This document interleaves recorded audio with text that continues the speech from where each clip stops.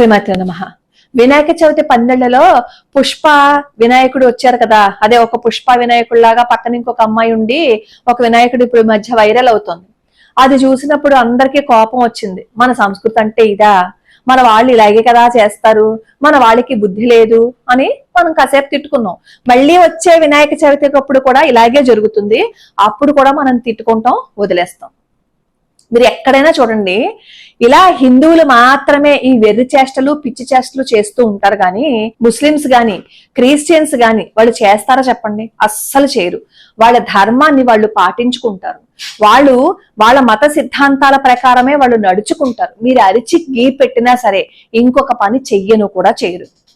ఈ రోజు ఒక న్యూస్ వచ్చింది. బంగ్లాదేశ్ లో ముస్లింలు ప్రార్థన చేసుకునే సమయంలో, అంటే వాళ్ళు నమాజు చేసుకునే సమయంలో హిందువులు భజనలు చేసుకోకూడదుట, లౌడ్ స్పీకర్లు ఉపయోగించకూడదుట, హిందువులకు సంబంధించి ఎటువంటి కార్యక్రమాలు వాళ్ళు నిర్వహించుకోకూడదుట. అలా ఒకవేళ నిర్వహించుకుంటే వారెంట్ కూడా లేకుండా, అంటే ముందస్తు ఏమీ చెప్పక్కర్ లేకుండానే పోలీసులు వాళ్ళని అరెస్టు చేసి తీసుకెళ్లిపోతారంట. బంగ్లాదేశ్ లో దాదాపుగా 300 మంది హిందువుల ఇళ్ల మీద దాడి జరిపి వాళ్ళ ఆస్తులన్నింటినీ నాశనం చేసేశారు. ఎంతో మంది హిందువులని ఓచకోత కూడా కోసేశారు కదా హిందువుల్ని బంగ్లాదేశ్ లో. ఇప్పుడు కొత్తగా వచ్చిన రూల్ ఏంటంటే, వాళ్ళు ప్రార్థనలు చేసుకుంటుంటే మనం ఏ డిస్టర్బెన్స్ చేసుకోకూడదు, నోటు మీద వేలేసుకుని అలా కూర్చోవాలి అంతే. మరి మనం పూజలు చేసుకుంటున్నప్పుడు గాని, మనం ఏదైనా కార్యక్రమాలు నిర్వహించుకుంటున్నప్పుడు గాని లౌడ్ స్పీకర్లు పెట్టుకుంటారు, చాలా గట్టి గట్టిగా మాట్లాడుకుంటారు, వాళ్ళ పాటలు పాడుకుంటారు. మనం ఏమైనా అంటామా? అనం. ఎందుకంటే పరమత సహనం, ఎప్పుడు మనం పరమత సహనం పాటించాలి కదా. వాళ్ళని ఏమైనా అన్నాము అని అనుకో, మళ్ళీ మన సహనాన్ని కోల్పోయినట్లు. ఎందుకంటే భాయి భాయి కదా అందరం, అందుకని మనం ఏమనం.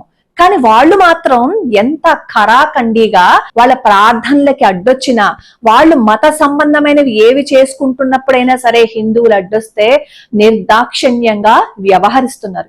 ఈ రోజు అది బంగ్లాదేశ్ లో జరిగింది. రేపన్న రోజు భారతదేశంలో కూడా జరుగుతుంది. భారతదేశంలో కూడా అక్కడక్కడ అనఫీషియల్ గా మనకి వినపడుతూనే ఉన్నాయి, కానీ మనకి ఎప్పుడు కనిపించలేదు. కాబట్టి అది బంగ్లాదేశ్ లో మాత్రమే ఉంది అని మనం అనుకుంటున్నాం. దీనికి కారణం ఏంటో తెలుసా? ఎవరో ఏదో చేశారో అని అనుకుంటున్నాం కాదు, మనమే మన ధర్మం మీద బురద జల్లుకుంటున్నాం. మన ధర్మం మీద మనం బురద జల్లుకోబట్టే పక్కవాడికి లోకమైపోయాం. వినాయక చవితి పందిర్లలో చూడండి, ఇష్టం వచ్చిన గణపతులను పెడుతున్నారు. దానికి కారణం ఏంటి? మనకి దేవుడి కంటే కూడా మనుషుల మీద పిచ్చి ఎక్కువ.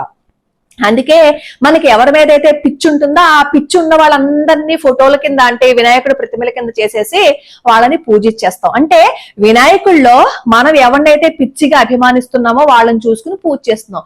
మనం పూజ చేసేది వినాయకుడికి కాదు.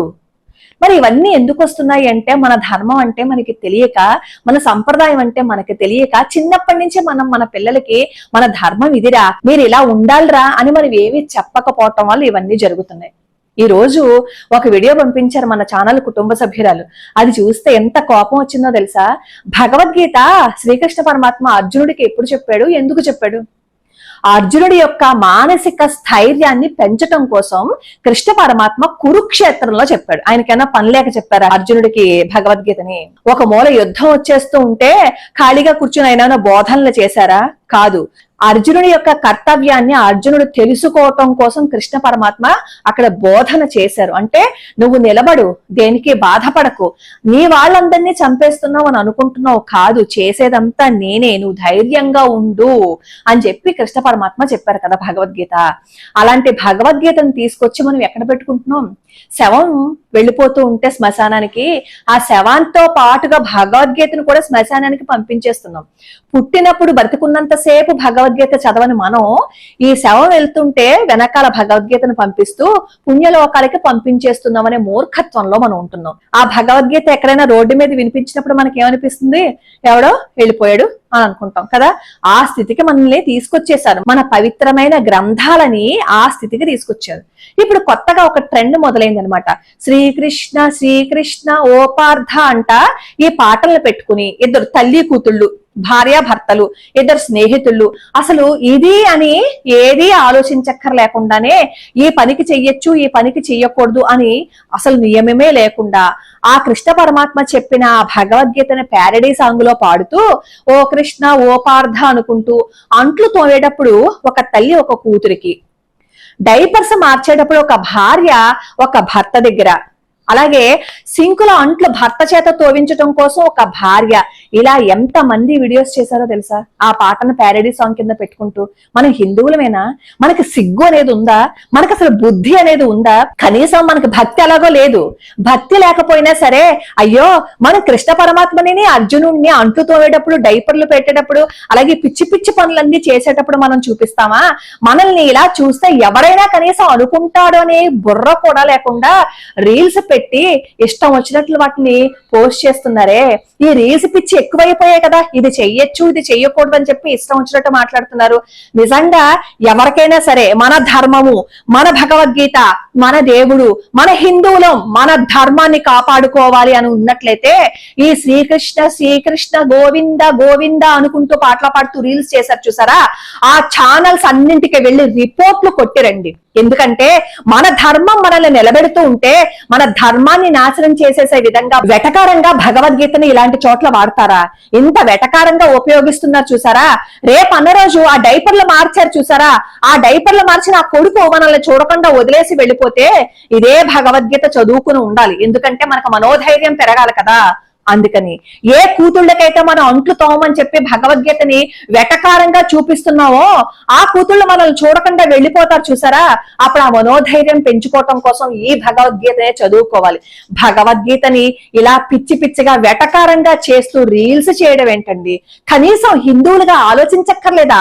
మన ధర్మాన్ని మన సంస్కృతిని మనమే వెటకారం చేసుకుంటామా? ఇలాంటి రీల్స్ చూసినప్పుడు కింద కామెంట్లు కూడా ఆహా ఓహో అని కామెంట్లు పెడుతున్నారే, వాళ్ళకైనా కనీసం కొంచెమైనా ఉండద్దా బుర్ర? ఇలాంటివి పెడతారేంటి, ఈ భగవద్గీత ఇలా చేస్తారేంటి అని చెప్పనద్దు. ఎవడో ఏదో అన్నాడని చెప్పి వాడి మీద దుమ్మెత్తి పోసుకునే కంటే మన దాంట్లో ఉన్నాయి చూసారా లోపాలు, ఆ లోపాలని సరి చేసుకుందాం. మనలో లోపాలు సరి చేసుకున్నాం అనుకోండి, ఇందిరాగాంధీ ఎలా చేసింది, రాహుల్ గాంధీ అక్కడికి వెళ్ళి ఏదో వాక్కున్నాడు, ఇంకెవడో ఏదో చేశాడు అని మనం భయపడవలసిన అవసరం లేదు. మనందరం మన ధర్మాన్ని మన సంప్రదాయాన్ని గౌరవిస్తే వాడు ఎవడైనా వచ్చి మనల్ని ఏమైనా చేయగలడా? మనం మన సంప్రదాయం గురించి తెలుసుకోం, మన ధర్మం గురించి తెలుసుకోం, మన హిందువులు అనే విషయాన్ని పోయి మన గ్రంథాల గురించి ఇలా మాట్లాడుతున్నాం. ఎప్పుడైనా ఎక్కడైనా ఎవరైనా సరే ఒక బైబిల్ గురించి కానీ ఖురాన్ గురించి కానీ ఇలా వెటకారంగా వాళ్ళు చేసుకున్నారా? చూసారా? ఎక్కడైనా సరే వాళ్ళు వెటకారంగా మాట్లాడడం కానీ వెటకారంగా చూసుకోవడం కానీ చూసారా? ఆదివారం వస్తే వాళ్ళు ఎంత పద్ధతిగా చర్చిలకు వెళ్ళిపోతారండి, శుక్రవారం వస్తే నమాజ్ చేసుకోవడానికి వెళ్ళిపోతారండి. మనం మాత్రం ఏం చేస్తున్నాం? ఇలా సింకుల దగ్గర డైపర్ల దగ్గర భగవద్గీత పాడుకుంటూ మన జీవితాన్ని సింక్కే పరిమితం చేసేస్తున్నాం. మీకు ఆ వీడియోలు చూపిస్తాను చూడండి.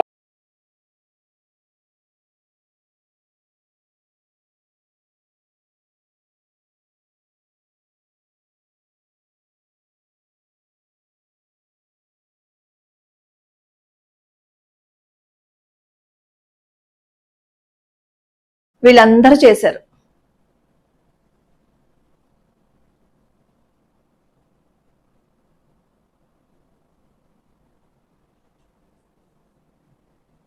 ఒక పక్క నుంచి మన దేశం నాశనం అయిపోతుంది, పరాయివాడు వచ్చి మనల్ని నాశనం చేసేయడానికి కాసు కూర్చున్నాడు అంటే ఇవేవి పట్టకుండా భగవద్గీతని సింకు దగ్గర డైపర్ల దగ్గర పెట్టుకుని మాట్లాడుకుని వెటకారంగా పాటలు పాడుకుంటున్నారు అంటే మీ సంస్కారానికి ఓ నమస్కారం. ఇప్పటికైనా సరే ఇలాంటి పాటలు చూస్తే రిపోర్ట్లు కొట్టండి. మీకు బుద్ధి ఉందా అని అడగండి. మీకు బుద్ధి ఉందా అని అడిగిన రోజునే ఇలాంటివి చేయరు.